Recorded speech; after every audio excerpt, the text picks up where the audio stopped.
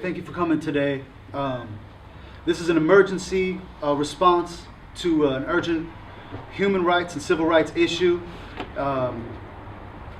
Wisconsin state government thought that they could continue their attacks on working people and poor people by sliding this SB 207 under the radar. But on Monday, people from all walks of life came to Madison to voice their opposition to this bill and to demand a public hearing in Milwaukee. Our request for a public hearing was denied by the state government, so Occupy the Hood has put together a people's hearing. We don't need the state government's permission to have a hearing. We intend for our voices to be heard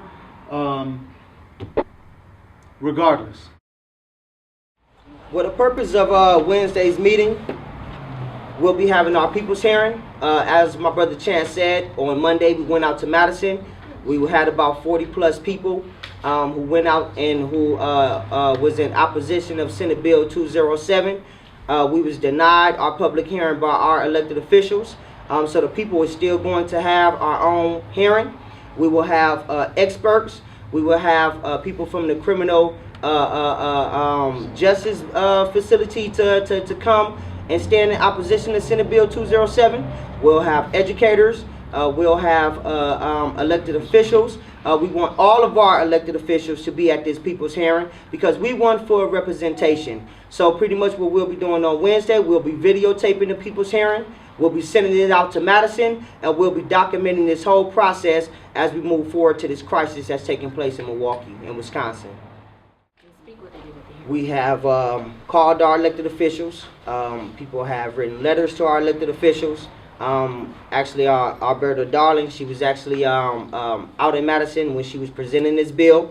And when she was presenting this bill, after she got done, she left. She did not listen to the testimonies of the people. They was being supported and sponsored by big corporations. And the people, we don't appreciate it. I mean, honestly, I'm not too much surprised anymore about the things that I'm seeing every day. It's obvious it's an abuse of power, and they're interfering with local control at the same time, which is kind of hypocritical for the majority party at this time to all of a sudden don't want local control to dictate how their community should be. I think it's unfortunate. I think when you talk to people, whether they're black or white, whether they're old or young, they want jobs. They want opportunities to provide for their families. They want opportunities to get back into the workforce. And the fact that there are bills happening that don't focus on that is very discouraging for people.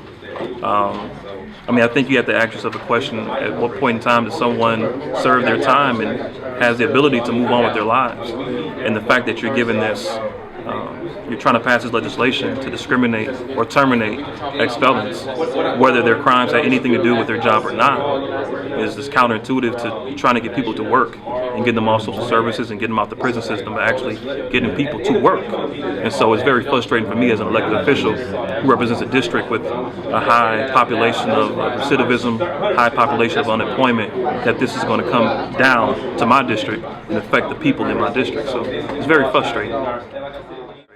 Have you heard any reaction from other county supervisors who obviously it passed unanimously through the county board? Have you heard their reaction? Have they been speaking out at all? I think, I think that the fact that it passed unanimously, said a big deal.